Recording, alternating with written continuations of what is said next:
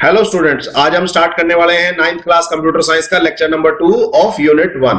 तो होपफुली आपको first lecture समझ आया होगा, जिसमें हमने मेनली बात की थी कि कंप्यूटर कहां कहां यूज होता है पूरी दुनिया में और कंप्यूटर को कंप्यूटर क्यों कहा जाता है। तो मैंने बताया था, होपफुली समझ आया होगा। तो आज हम पढ़ने वाले हैं फुल फॉर्म ऑफ कंप्यूटर। तो ध्यान से देखिएगा, इंपॉर्टेंट लेक्चर है। ओके, मेरा नाम है doctor Vikas Goyal and I am lecturer in computer science. ठीक है, अब स्टार्ट करते हैं। तो कंप्यूटर शब्द अंग्रेजी के 8 अक्षरों से मिलकर बना है। तो आप देख सकते हैं COMPUTER, ये 8 अक्षर हैं जिससे मिलकर कंप्यूटर शब्द बना है। अब हम इन 8 अक्षरों का अलग अलग मतलब समझेंगे, तब आपको कंप्यूटर शब्द का मतलब और अच्छा डिटेल में समझ में आएगा। सबसे पहले स्टार्ट करते हैं अक्षर C से। तो अक्षर C का मतलब होता है इंग्लिश में कॉमन, और कॉमन का हिंदी में मतलब होता है सामान्य। ठीक है, तो कॉमन और सामान्य। O का मतलब होता है ऑपरेटिंग, ऑपरेटिंग का हिंदी में मतलब होता है चलने वाला। ठीक है, M का मतलब होता है मशीन, और मशीन का मतलब होता है यंत्र। कोई भी यंत्र, कोई भी मशीन, जैसे आप मशीन बोलते हैं तो जनरली आप इंग्लिश में ज्यादा बोलते हैं इस वर्ड को, तो आप इंग्लिश में याद कर सकते हैं, हिंदी में भी याद कर सकते हैं। P का मतलब होता है पर्टिकुलरली, पर्टिकुलरली का मतलब होता है विशेष रूप से, यानी स्पेशली, किसी काम के लिए आप स्पेशल बनाए गए हो, उसको बोलते हैं पर्टिकुलरली। उसके बाद U का मतलब होता है यूज्ड फॉर, यूज का मतलब होता है इस्तेमाल, इस्तेमाल होता है, हिंदी में मतलब है इसका। T का मतलब होता है ट्रेनिंग, किसी की ट्रेनिंग करानी हो, इसको हिंदी में बोलते हैं प्रशिक्षण, मतलब किसी को ट्रेनिंग देनी हो। उसके बाद E स्टैंड फॉर एजुकेशन।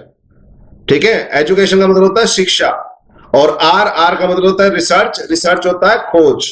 तो कंप्यूटर जो है वो एक सामान्य चलने वाला यंत्र है जो विशेष रूप से इस्तेमाल होता है प्रशिक्षण, शिक्षा और खोज के लिए। दोबारा देखें, तो सामान्य चलने वाला यंत्र विशेष रूप से प्रशिक्षण, शिक्षा और खोज के लिए इस्तेमाल होता है। तो आप ऐसे भी उसको बोल सकते हैं। तो बिल्कुल आप कंप्यूटर शब्द से उसकी डिटेल समझ सकते हो। तो कंप्यूटर शब्द में आपको हर अक्षर का मतलब इंग्लिश में भी और हिंदी में भी पता होना चाहिए। एग्जाम पेपर में पूछा जाता है कि कंप्यूटर की फुल फॉर्म क्या होती है, ध्यान रखना। ठीक है, तो उसके बाद मैं डेफिनेशन को एक बार दोबारा लिख देता हूं। अतः कंप्यूटर एक सामान्य चलने वाला यंत्र है जो विशेष रूप से प्रशिक्षण मतलब ट्रेनिंग, शिक्षा मतलब एजुकेशन और खोज, खोज का मतलब होता है रिसर्च के लिए इस्तेमाल होता है। क्लियर हो गया? तो मैंने सारी डेफिनेशन यहां से उठाई है, तो कुछ नया नहीं बताया। तो सामान्य चलने वाला यंत्र विशेष रूप से प्रशिक्षण, शिक्षा और खोज के लिए इस्तेमाल होता है, वही मैंने बताया। क्लियर हो गया? होपफुली कोई डाउट नहीं होगा। उसके बाद कुछ इंपॉर्टेंट पॉइंट है वो आपको ध्यान रखने हैं। फर्स्ट, कंप्यूटर सिर्फ वो काम करता है जो हम उसको करने के लिए कहते हैं। इसका एक एग्जांपल मैं आपको ले लेता हूं। जैसे मैं कैलकुलेटर खोल रहा हूं अपने कंप्यूटर में, लो जी, मैं बिल्कुल बेसिक ले रहा हूं कैलकुलेटर। मान लो मेरे को प्लस करना है 5 और 7 को, तो मुझे पता है 5 + 7 12 होता है, तो मुझे ऐड कराना है ये कैलकुलेटर से।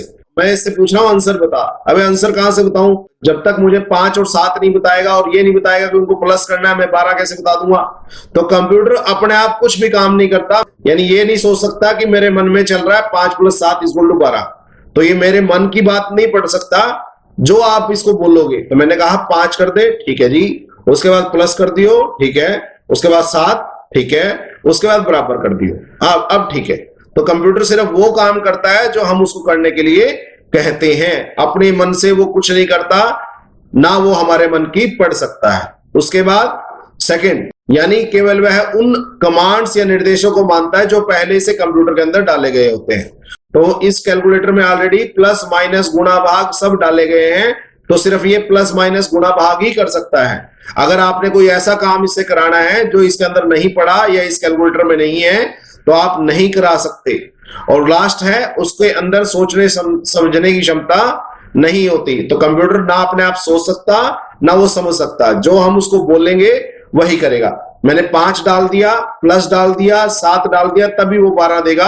अगर मैं 5 - 7 डालता तो वो -2 देता, तो वो वही आंसर देगा जो मैं उसको बोलूंगा। अपनी तरफ से कोई आंसर वो नहीं देने वाला। आई बात समझ में? तो ध्यान रखना। तो कंप्यूटर सिर्फ वो काम करता है जो हम उसको करने के लिए बोलते हैं, अपने मन से वो कोई काम नहीं करता। तो आज के लिए हमने इतना ही समझना था। तो होपफुली कंप्यूटर की फुल फॉर्म समझ में आ गई होगी। और जो 2-3 इंपॉर्टेंट बातें मैंने आपको बताई कि कंप्यूटर अपने मन से कुछ नहीं कर सकता, उसका अपना दिमाग नहीं होता, जो आप उसको कहोगे वही करेगा। प्लस कहोगे तो प्लस करेगा, माइनस कहोगे तो माइनस करेगा, गुना कहोगे तो गुना करेगा, भाग कहोगे तो भाग करेगा। वो ना मेरे मन की पढ़ सकता, वो अपने आप कुछ नहीं कर सकता। जो आपको करवाना है आप बताओगे कि मुझे ये करना है, वो अलग बात है कि वो आपसे थोड़ा फास्ट उस काम को कर दे, बट करेगा वही जो आप कहोगे, नहीं तो नहीं करेगा। ठीक है, खाली बैठा रहेगा। तो आज के लेक्चर के लिए इतना ही। अब ये बात मैंने लास्ट लेक्चर में भी आपको बताई थी, जब तक किसी काम को नहीं किया जाता तब तक वह असंभव ही लगता है। तो आप कोई भी काम ले लो, चाहे पढ़ना ले लो, चाहे आप खेलना ले लो, वो काम तब तक आपको मुश्किल लगता रहेगा जब तक आप उसको ट्राई नहीं करोगे।